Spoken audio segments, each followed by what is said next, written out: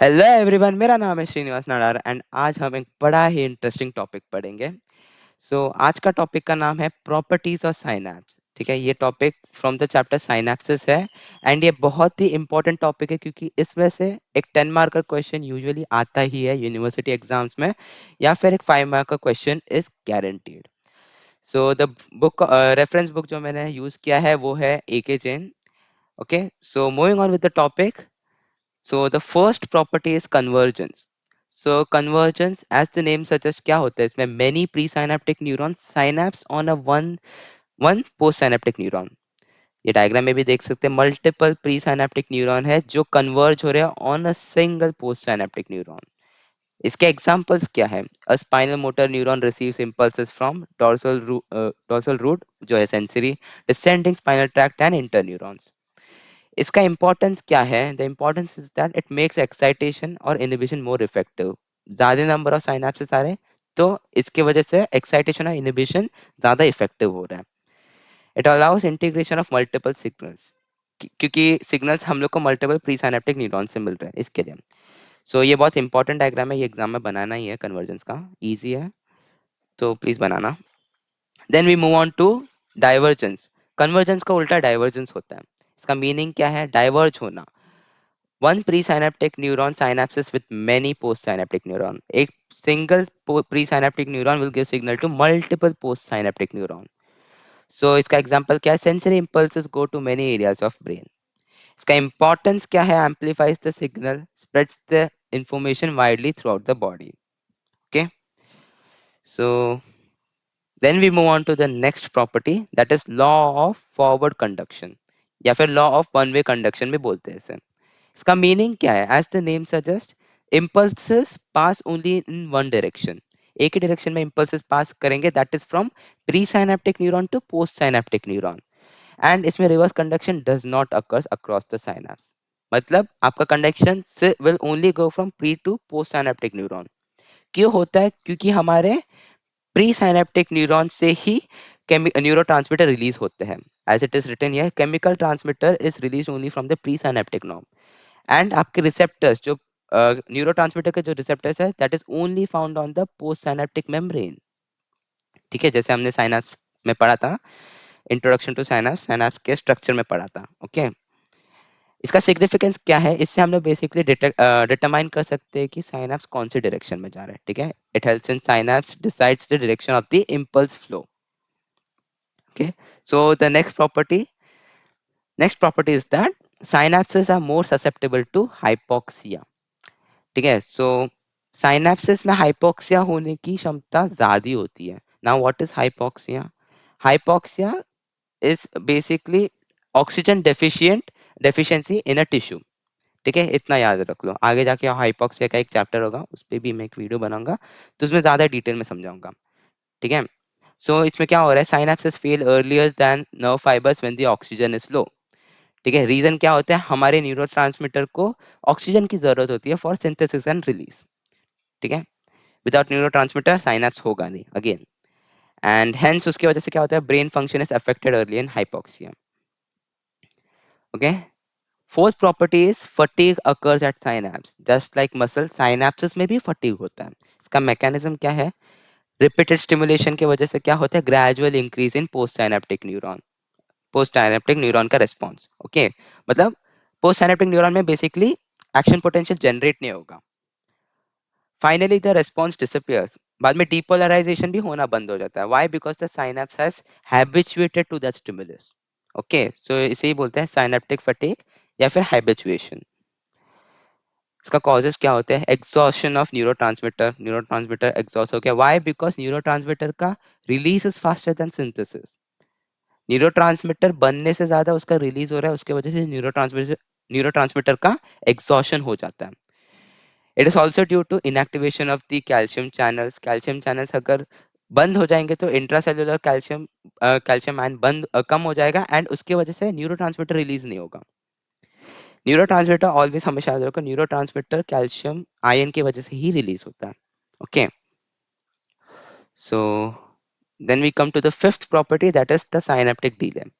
Again, name जैसा, नाम जैसा है वैसे ही प्रॉपर्टी का काम होता है। ओके, सो क्या होता है इसमें? When the impulse reaches the pre synaptic terminal there is a 0.5 millisecond delay before the post synaptic response. Okay, एक शॉर्ट ऑफ डिले होता है, गैप पीरियड होता है बहुत छोटा सा, दैट इज 0.5 मिलीसेकंड्स का। वो क्यों होता है? बिकॉज न्यूरो वो शॉर्ट अमाउंट ऑफ पीरियड में आपका न्यूरोट्रांसमीटर रिलीज होगा and it will bind to the post synaptic receptors. So वो भी एक प्रॉपर्टी था। Then we come to summation. Summation ये हमने अगेन इंट्रोडक्शन में पढ़ा था। There are two types of summation. First one is spatial summation. Okay, spatial summation and temporal summation. जो स्पार्शियल समेशन में क्या होता है, अगेन इस इधर आपको शॉर्ट में लिखना है। टू और more excitatory nerves stimulated simultaneously, उनका इफेक्ट क्या होता है? एड अप होता है। As a result there is greater depolarisation. इधर दो प्री साइनेप्टिक न्यूरॉन, आपको आप अभी इमेजिन करो, इधर दो प्री साइनेप्टिक न्यूरॉन है, इधर एक सिंगल पोस्ट साइनेप्टिक न्यूरॉन है। ये दोनों pre synaptic neuron depolarisation create कर रहे हैं ये पोस्ट साइनेप्टिक न्यूरॉन में। इन दोनों का डिपोलराइजेशन एड अप होगा, उसके वजह से क्या होगा? इधर एक्शन पोटेंशियल जनरेट होगा, क्योंकि जो डिपोलराइजेशन बना है पोस्ट सिनेप्टिक न्यूरॉन में, वो इन दोनों के डिपोलराइजेशन से एड अप होके बना है। इसके लिए क्या हो रहा है? वो थ्रेशोल्ड को क्रॉस करके एक एक्शन पोटेंशियल जनरेट कर रहा है। वही होता है इफेक्ट एड अप होना। ठीक है, इसका रिजल्ट क्या होता है? Greater depolarisation formed in the postsynaptic neuron and more motor neurons are activated. Okay, then we come to temporal summation. Now what is temporal summation? Same spatial summation में क्या होता था? Multiple post pre synaptic neuron एक post synaptic neuron पे काम करते हैं। Temporal में एक ही pre synaptic neuron will work on a single post synaptic neuron. तो वो एक ही प्री साइनेप्टिक न्यूरॉन क्या करेगा? वो बार बार स्टिमुलेट करेगा वो सेम साइनेप्स को। ठीक है, उसकी वजह से क्या होता है? ईपीएसपी एड अप होता है over the time. Add up होते होते it will then cross the threshold and उसके वजह से एक action potential will be generated in the post synaptic neuron. ठीक है, EPSP adds up over the time and helps reach the threshold. फिर हम मूव ऑन करेंगे to a very important property of synapse जिसका नाम है ओक्लूजन। ओके, सो occlusion में होता क्या है? Two excitatory efferent nerve fibres A and B, मान लेते हैं उनका नाम, are stimulated together. The combined effect is less than the sum of their individual effects.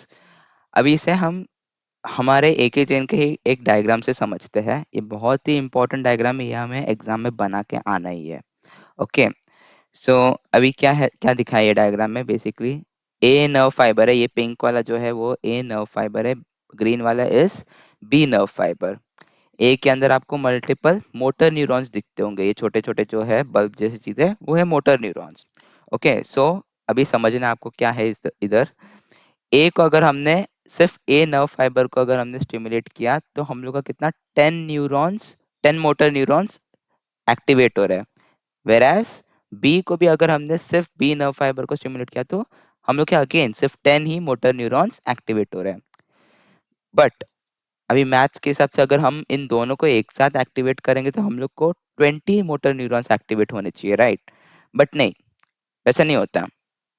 ठीक है, सिर्फ 14 मोटर न्यूरॉन्स गेट एक्टिवेटेड। अभी ये क्यों होता है?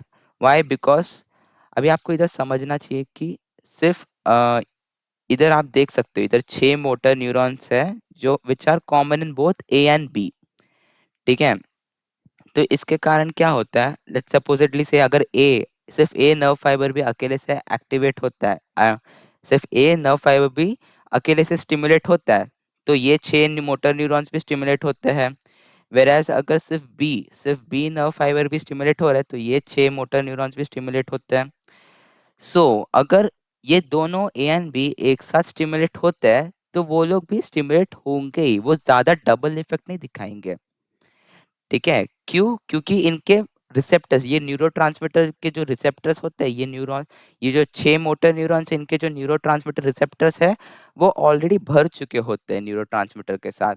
तो एक्स्ट्रा न्यूरोट्रांसमीटर आके उसको और रिस्पॉन्स इंड्यूस नहीं करेगा इसमें। ओके, सो वही इधर नीचे के टेक्स्ट में क्या लिखा है? Occlusion stimulation of excitatory nerve A और B each excites 10 motor neuron. Stimulation of A and B together excites only 14 motor neurons because 6 are common to both afferents. ठीक है, सो अभी ये 6 मोटर न्यूरॉन ए या बी दोनों में से कोई भी स्टिमुलेट होता था वो वैसे भी स्टिमुलेट होता था। तो इसके लिए वो दोनों जब एक साथ स्टिमुलेट हो रहे हैं तो वो एक्स्ट्रा इफेक्ट नहीं दिखा रहा है। ओके, रीजन इधर क्या वही सेम लिखा है, both neurons release neurotransmitter but they act on the same receptor sites. Once the receptors are occupied, the extra neurotransmitter cannot increase the response. ठीक है, सो उसकी वजह से हेंस क्या होता है, overlapping central distribution occurs.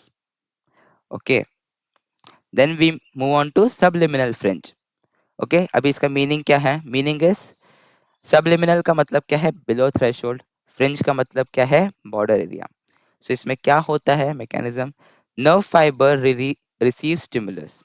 Okay, and that stimulus is enough to stimulate one neuron. ऐसे मान लेते हैं वन न्यूरॉन को स्टिमुलेट करना बस हो जाता है, and others do not fire.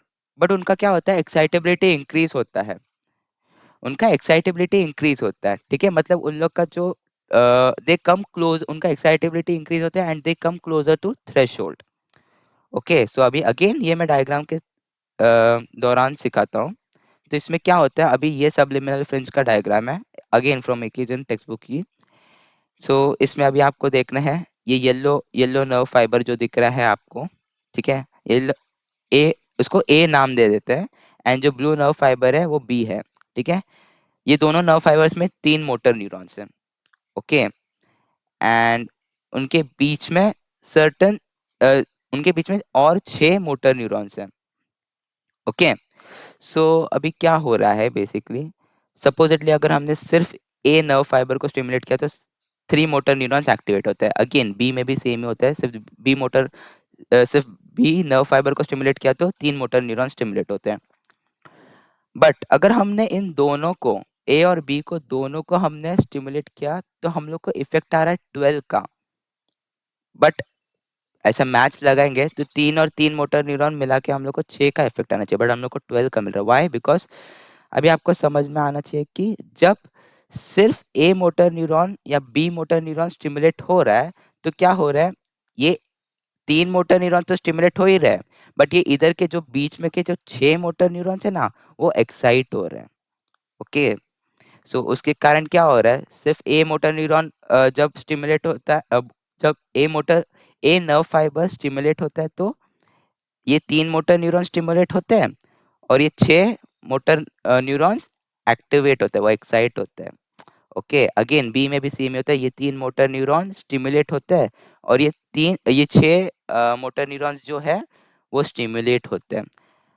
जब ए एंड बी दोनों एक साथ स्टिमुलेट होते हैं तो उसके जो जब A and B motor nerve fibre एक साथ स्टिमुलेट होते हैं तो क्या होता है, उसके कारण ये जो बीच में के जो 6 मोटर न्यूरॉन्स है ना वो उन लोग का थ्रेशोल्ड क्रॉस कर देते हैं एंड वो भी स्टिमुलेट हो जाते हैं.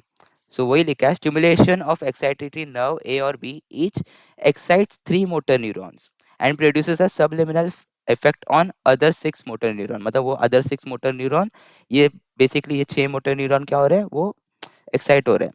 Okay, stimulation of A and B stimulates 12 motor neuron as two subliminal fringes gets summated. वो समेट होते हैं एंड वो थ्रेशोल्ड को क्रॉस करते हैं. सो इधर क्या लिखा है, हाँ, तो वही लिखा है एंड सो वही बेसिकली इसे ये न्यूरॉन्स को हम बोलेंगे सबलिमिनल फ्रिंज में है. और ये है जो न्यूरॉन्स जो सिर्फ ए या बी को हमने नर्व फाइबर को स्टिमुलेट किया तो वो एक्टिवेट होते हैं ना, ये मोटर न्यूरॉन्स को हम बोलेंगे they are in discharge zone.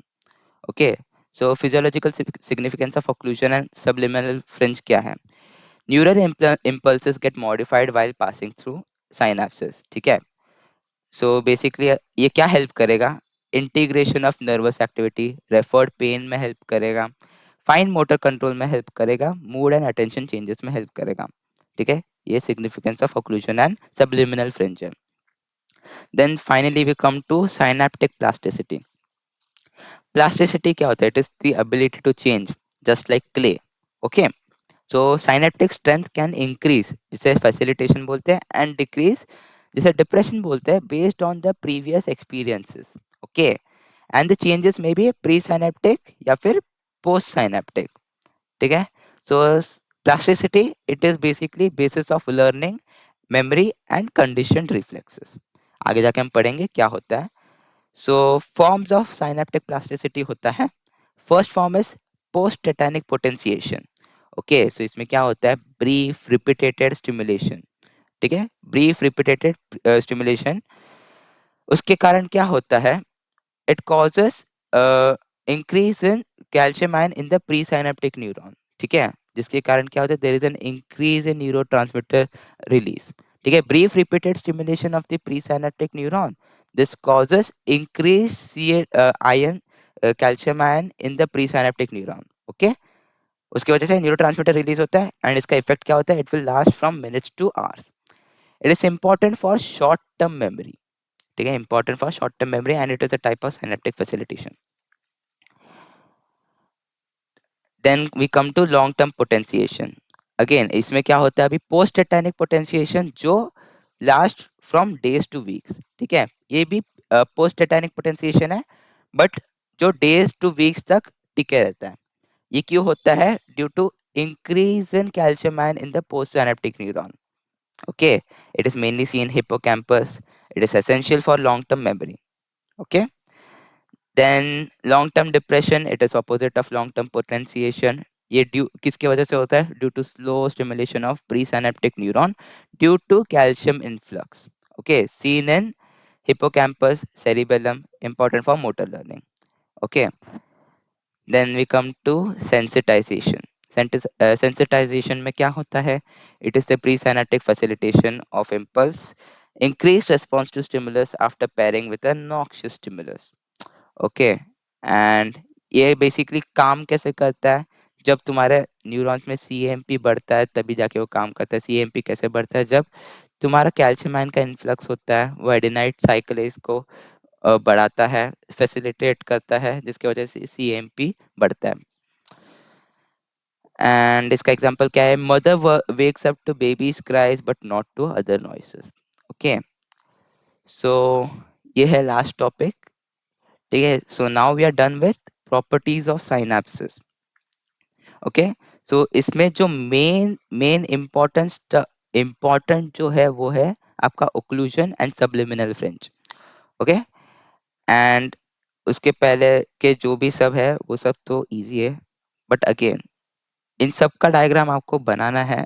ये कन्वर्जेंस और डाइवर्जेंस का भी जो मैंने डायग्राम आपको बताया, and occlusion and subliminal fringe का भी डायग्राम इंपॉर्टेंट है वेरी मच। ठीक है, so that's it, we are done with the topic। okay, so thank you very much guys, all the best, all the very best।